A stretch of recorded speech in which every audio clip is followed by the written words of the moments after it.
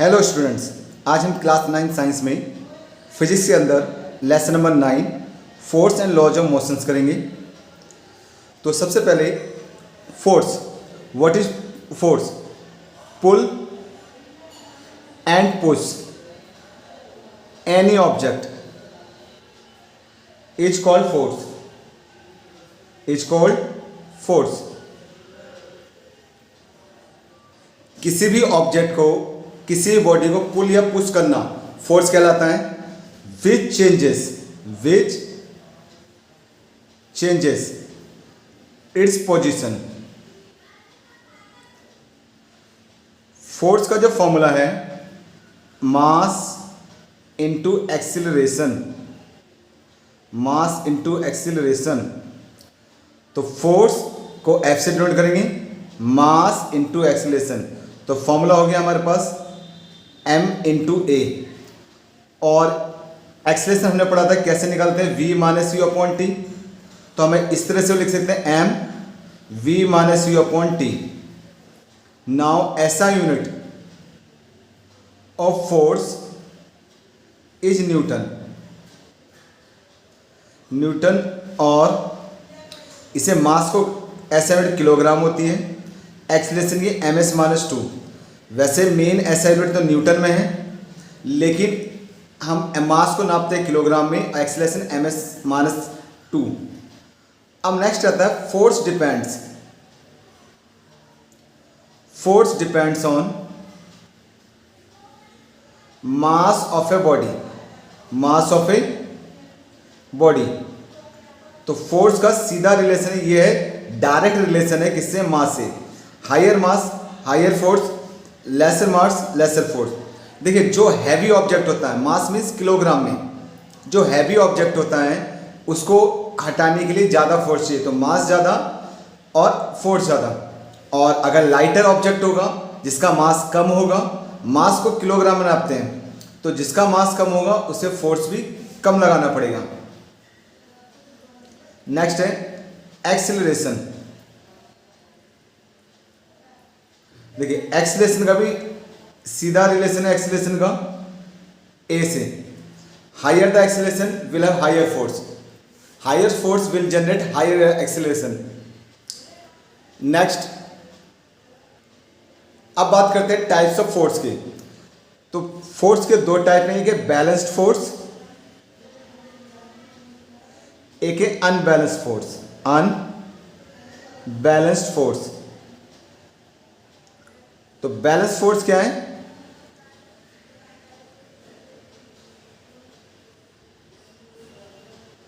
Suppose there is ये object है, यहां से फोर्स लग रहा है 10 न्यूटन का, इस साइड से फोर्स लग रहा है 10 न्यूटन का, दोनों साइड से फोर्स लग रहा है 10 न्यूटन का, तो ये बैलेंस है।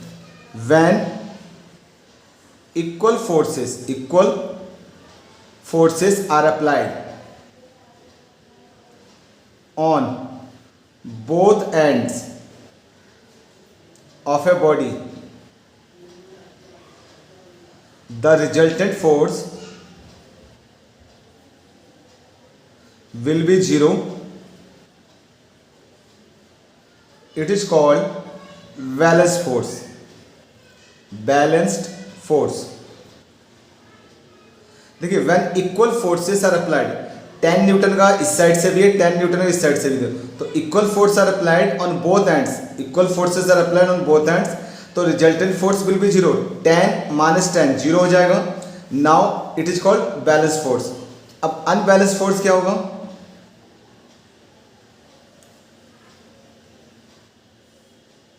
देखिए ये ऑब्जेक्ट है, इधर से लगाया 10 न्यूटन का फोर्स, इधर से भी लगाया, इधर से लगाया 20 न्यूटन का फोर्स, तो अनइक्वल फोर्सेस हैं। When unequal forces are applied on both ends of a body, it will be unbalanced force. Balanced force. देखिए इधर 20 न्यूटन का इधर 10 न्यूटन का, तो अनबैलेंस है। When unequal forces are applied on both ends of a body, the resultant force will be the difference of these forces. It will be called unbalanced force.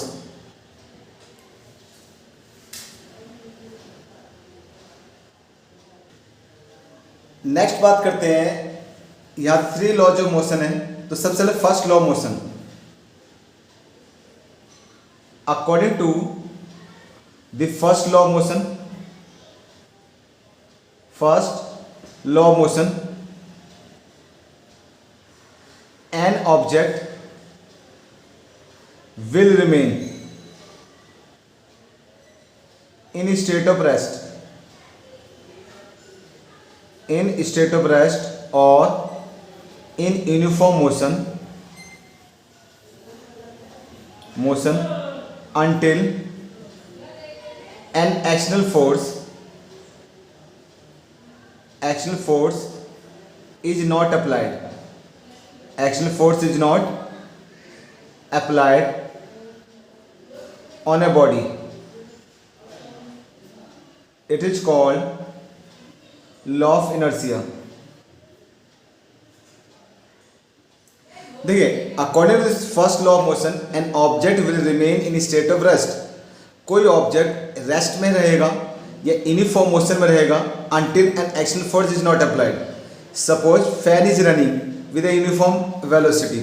समझ लिया आपके घर में फैन चल रहा है, वो कंटिन्यू चलता रहेगा जब तक इसे फोर्स लगा के इसे ना रोका जाए। तो एक ऑब्जेक्ट मोशन में है तो मोशन में ही रहेगा जब तक कोई फोर्स ना लगाया जाए इसे स्टॉप करने के लिए, और कोई ऑब्जेक्ट रेस्ट में है तो रेस्ट में रहेगा नहीं। An object will remain in state of rest और यूनिफॉर्म मोशन। ऑब्जेक्ट रेस्ट में है तो रेस्ट में रहेगा, मोशन में है तो मोशन में रहेगा। सपोज इफ फुटबॉल है, वो ग्राउंड पर है रेस्ट में, जब तक वो रेस्ट में रहेगी, जब तक कि उससे कोई फोर्स ना लगाया जाए, कोई जो है उस पर किक ना करे।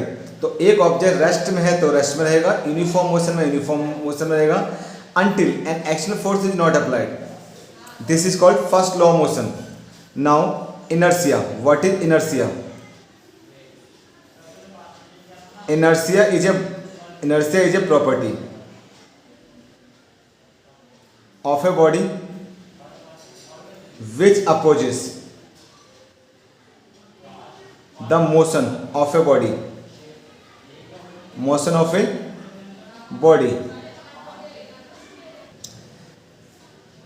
Now inertia is a property of a body which opposes the motion of a body. तो एक बॉडी को मोशन में आने से रोकने के लिए जो प्रॉपर्टी लग रही है दैट इज कॉल्ड इनर्शिया। और इनर्शिया डिपेंड्स ऑन, जैसे एक हैवी बॉक्स है, उस हैवी बॉक्स को आपको पुश या पुल करने में ज़्यादा फोर्स लगेगा क्योंकि उसके मास की वजह से, तो उसका मास की वजह से ज़्यादा फोर्स रिक्वायर्ड होगा। This property is called inertia. तो inertia depends on mass of a body. Higher the mass of body will have higher inertia.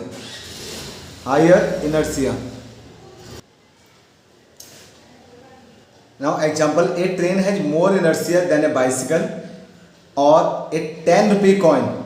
But train का जो मास होता है वो ज़्यादा होता है बाइसिकल से, so train will have more inertia than a bicycle. Now 10 rupee coin has more inertia because it has more mass than a 2 rupee coin। Next है मोमेंटम। तो मोमेंटम क्या है? Momentum is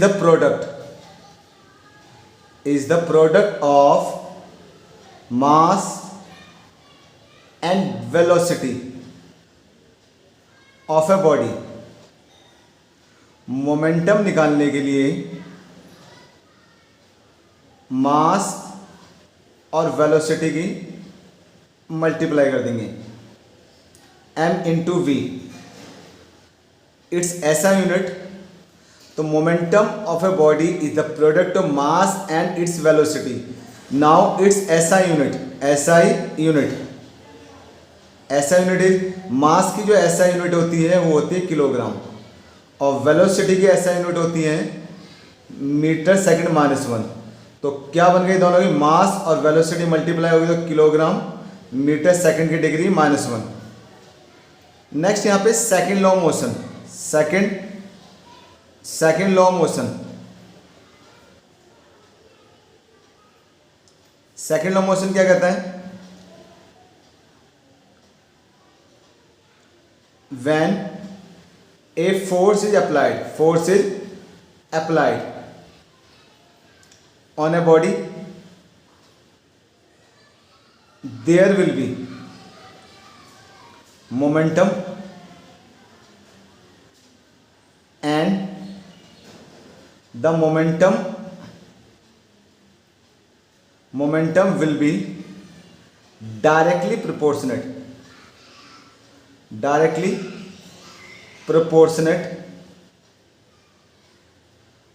to the force applied and in direction of force,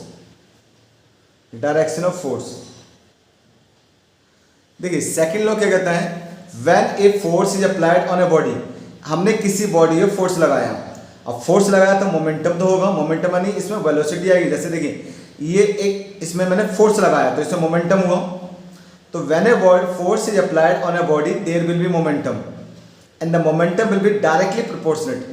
momentum कितना होगा ये depend करता है force applied पे। अगर हायर फोर्स लगाया है तो हायर मोमेंटम होगा और लेस फोर्स लगाया है तो लेस मोमेंटम होगा। जैसे एक फुटबॉल रखी है, मैंने जोर से किक मारी तो उसमें मोमेंटम ज़्यादा होगा, ज़्यादा दूर तक जाएगी, और अगर मैंने थोड़ा स्लोली किक मारी तो मोमेंटम कम होगा। तो यहाँ यही कह रहा है when a force is applied on a body, जब फोर्स अप्लाई किया जाए किसी बॉडी में there will be momentum in a body, body momentum होगा and this momentum will be directly proportionate. ये मोमेंटम जो होगा डायरेक्टली डिपेंड करेगा फोर्स अप्लाइड पर and in direction of force. और मोमेंटम कहाँ होगा, डायरेक्शन ऑफ फोर्स में। जैसे ये देखिए अगर यहाँ ये मान लिया बॉडी है, मैंने यहाँ से फोर्स लगाया, यहाँ से फोर्स लगाया तो उसी डायरेक्शन में गया, है ना, यहाँ से फोर्स आया तो उस डायरेक्शन में गया। तो जब भी फोर्स लगाया जाएगा तो मोमेंटम होगा and the momentum will be directly proportionate. Momentum directly related होगा फोर्स अप्लाइड से। It mean more force more momentum and in direction of force.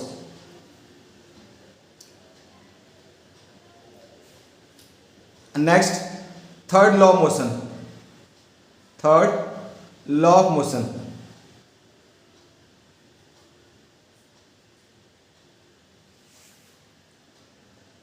Third law of motion कहता है every action has an equal and opposite reaction, according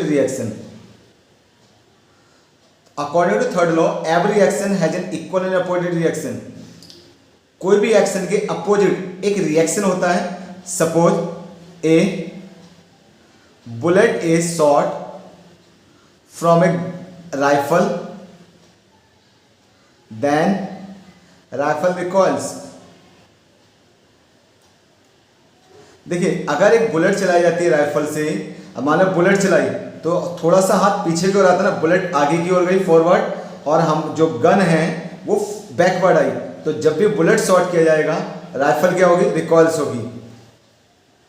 तो it is called third law of motion, every action has an equal and opposite reaction. Law of conservation of momentum. Next topic है, suppose एक ये body है और एक ये body है, इसका मास m1 है, मास m2 है। ये आती है इनिशियल वेलोसिटी u1 से, ये आती है इनिशियल वेलोसिटी u2 से। आपस में ये कोलाइड करेंगी, कोलाइड होने टकराने के बाद ये अलग वेलोसिटी से जा रही है, ये अलग वेलोसिटी से जा रही है v1 v2 से। तो हमने पढ़ा था मोमेंटम का फॉर्मूला क्या था, मोमेंटम फॉर्मूला था मास इनटू वेलोसिटी। तो देखिए सबसे पहले लॉ ऑफ कंजर्वेशन कहता है जब दो बॉडी एक दूसरे कोलाइड करती हैं, इनिशियल कोलाइड करती हैं, then sum of initial momentum equal to sum of final momentum after collision. तो इनिशियल मोमेंटम क्या है, m1u1, भाई momentum mass into velocity, initial velocity है तो मास वेलोसिटी m1u1 m2u2, तो इनिशियल वाला आ गया m1u1 m2u2 इनिशियल मोमेंटम का सम, फिर m1v1 फिर m2v2, ये हमेशा इक्वल होगा। तो व्हेन टू बॉडी कोलाइड और strike with each other, then sum of momentum before collision and after collision will be equal. This is called law of conservation momentum. इस ये लॉ कहता है जब दो बॉडी एक दूसरे से कोलाइड होती हैं, then sum of initial momentum and sum of final momentum will be equal to each other. अब इन सभी पर बेस्ड क्वेश्चंस होंगे। तो पहला क्वेश्चन है यहाँ पे, why some leaves get detached when a tree is shaken vigorously।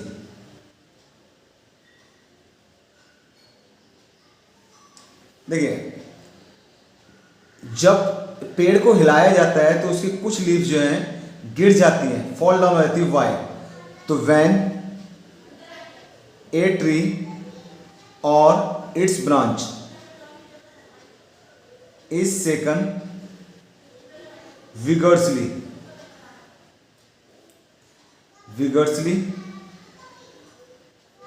then tree comes into the motion, but some leaves remain in state of rest, and due to inertia of rest they fall down। देखिए, जब पेड़ को हिलाया जाता है, किसी पेड़ को, इसकी ब्रांच को, तो ट्री तो मोशन में आ जाएगा, बट कुछ लीव्स जो हैं फॉर ए फ्यू मोमेंट्स, कुछ पल के लिए, पेड़ को हिलाया हमने, पेड़ तो मोशन में आ गया, लेकिन कुछ पत्तियां जो है कुछ पल के लिए रेस्ट में रहती हैं, and due to inertia of rest they fall down.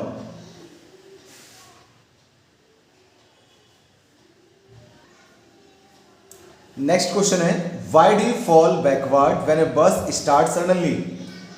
जब भी बस स्टार्ट होती है सडनली तो हम पीछे की ओर क्यों गिरते हैं? When a bus start suddenly bus comes into the motion, but we keep in state of rest due to inertia of rest we fall backward। देखिए, जैसे ही बस स्टार्ट होती है सडनली बस कम्स इनटू द मोशन, बस तो motion में आ गई, but we keep in state of rest for a while, हम थोड़ी देर के लिए स्टेट ऑफ रेस्ट में रहते हैं। Due to inertia of rest we fall backward, और इनर्शिया ऑफ रेस्ट की वजह से हम क्या करते हैं, पीछे और गिरने की ओर होने लगते हैं। नेक्स्ट क्वेश्चन इसके opposite, Why do we fall forward when bus stops suddenly? When brakes are applied suddenly to a bus, we fall forward. Why? तो देखिए, when brakes are applied suddenly to stop a bus or car, bus comes into the rest, but our body keeps in motion for a while due to law of inertia of motion. We fall forward. देखिए, जब भी breaks apply किए जाते हैं बस में या car में, तो बस और कार तो रेस्ट में आ जाएगी, but our body keeps in motion for a while, नहीं कुछ पल के लिए हमारी बॉडी मोशन में ही रहती है. And due to law of inertia of motion, इस इनर्शिया ऑफ मोशन की वजह से ही वी फॉल फॉरवर्ड, हम पीछे और गिरते हैं. नेक्स्ट है, when a carpet is beaten with a stick dust comes out of it. Why? Similar question है ये. When a carpet is beaten with a stick, जब कारपेट को पीटा जाता है स्टिक से, carpet comes into the motion.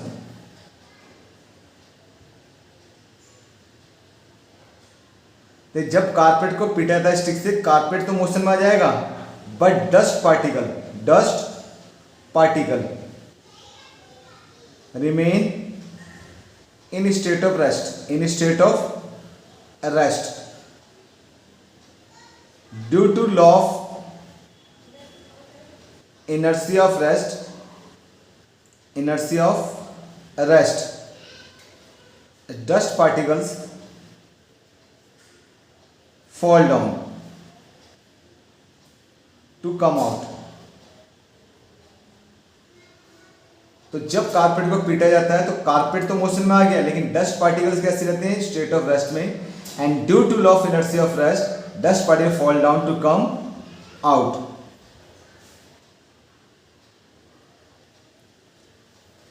Next है, why is it advise to tie any luggage on the roof of the bus with a rope? इसमें लिखना है, व्हेन बस starts bus comes into the motion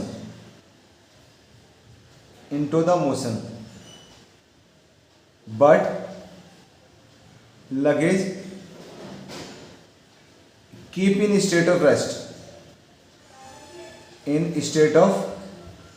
rest for a while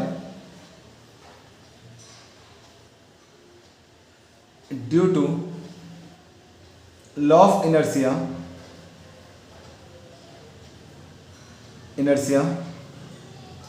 they may fall down. To avoid these jerks, it is advised to tie luggage with a rope.